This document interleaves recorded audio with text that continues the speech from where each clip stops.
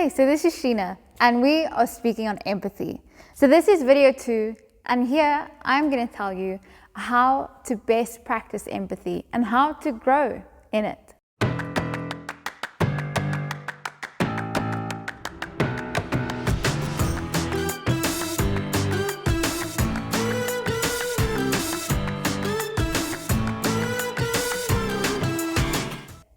So, have you ever been in a room where you are the only person and feel okay, and yet be in a room filled with people and feel very alone?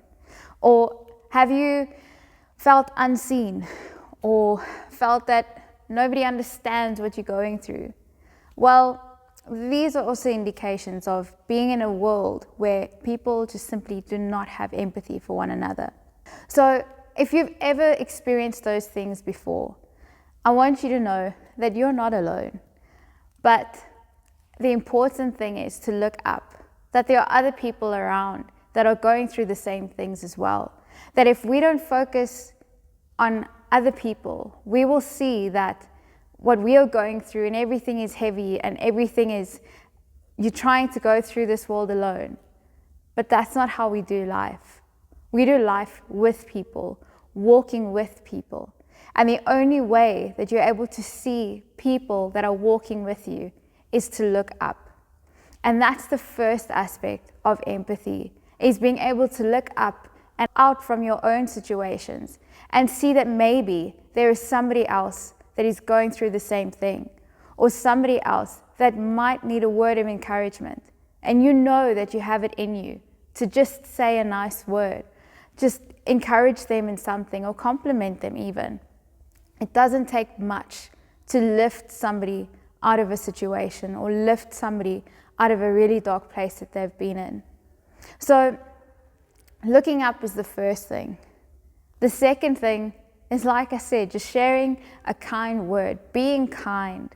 Being kind in a world where people don't hold doors anymore, don't pull chairs out for one another, or they don't hold the door while you're walking through, or pick somebody's books up that has fell out of their bag, or help somebody up that is tripped on the sidewalk, or help somebody who stumbled while practicing sport on the field. It's these small acts of kindness that really make a difference in somebody's life. And actually, it makes a difference to the person who's doing it as well. Because there's a little thing inside, or a little sense of not only achievement, but joy inside us, that when we help others, it sparks a little joy inside us. And when we do that, we inspire other people to do the same thing. And lastly, when last have you actually listened to somebody? Listened to somebody, to everything that they had to say, and actually responded afterwards, instead of just listening to say what is the first thing that comes onto your mind, or the first opinion that you have. When have you actually listened to somebody, and maybe not even given them advice? Because you see, sometimes when people speak, they don't really need somebody to respond to what they're saying. They just need that space to process what's going on in their mind. And sure enough, if they have the space, if they have the time, and they feel like they can freely share what's on their heart and mind, they will come to the answer that is already in their heart. But that takes giving space and time to that person. So I've spoken through a few scenarios on how we could practice empathy. But I want to focus on one thing, and that's being mindful, because that ultimately is the basis of empathy, being mindful of others. So how do we practice mindfulness? What is mindfulness? So mindfulness is being present in this moment. Whatever you are experiencing, seeing, feeling, processing in this very moment, being mindful of that. That whenever you show up to something, you are fully present in that moment, exactly where you are.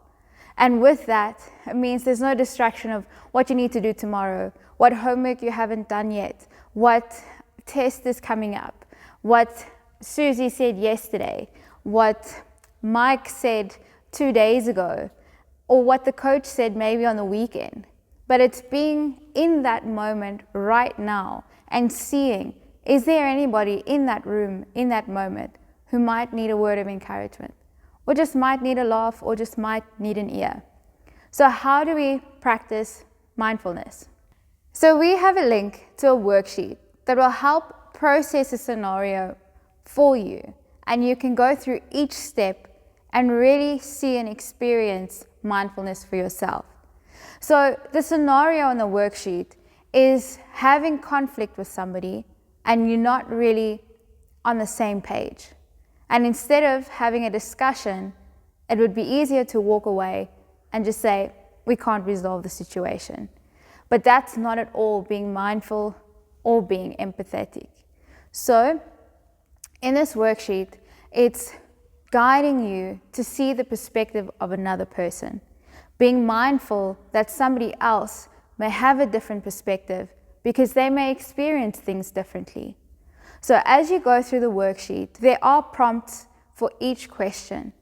And I'd say, take out an exam pad or a journal that you may have and really focus on each question that you go through.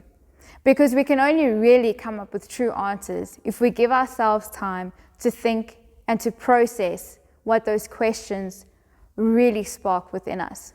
It might make us a little bit upset or annoyed at the question, but truly being mindful is also knowing what other people may spark within us.